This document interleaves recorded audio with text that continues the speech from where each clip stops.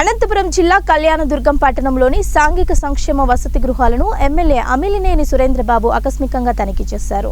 విద్యార్థులతో పాటు నేలపై కూర్చొని వారి సమస్యలను వసతి ఏర్పాట్లు, భోజనం, గదుల సదుపాయాలు, డ్రైనేజీ సమస్య, వాటర్, బాత్రూంలు, ఇతర సమస్యలను అడిగి తెలుసుకున్నారు. సెలవు దినాల్లో హాస్టల్లో మరమ్మతులు చేపట్టేలా అధికారులను ఆదేశించారు. రాష్ట్ర ప్రభుత్వం ఇచ్చిన నిధులు సద్వినియోగం చేసుకోవాలని, మరిన్ని నిధుల కోసం తన వంతుగా ప్రయత్నం చేస్తానన్నారు.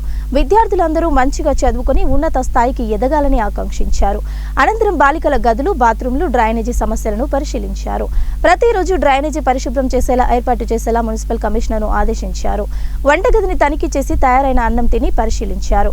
చిన్న గదిలో ఎలా వంట చేస్తున్నారని ఆరా తీశారు.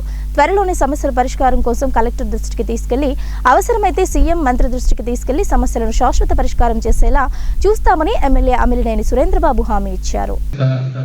ముఖ్యంగా బాత్రూమ్లు, టాయిలెట్స్, భోజనం చేయడానికి డైనింగ్ హాల్ లేకపోవడం, ఇలాంటి చాలా సమస్యలు ఉన్నాయి.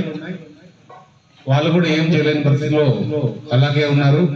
ఈ బిల్డింగ్ కూడా పూర్తిగా 80వ సంవత్సరంలో కట్టారంటున్నారు. పూర్తిగా పాడుపడిపోయింది.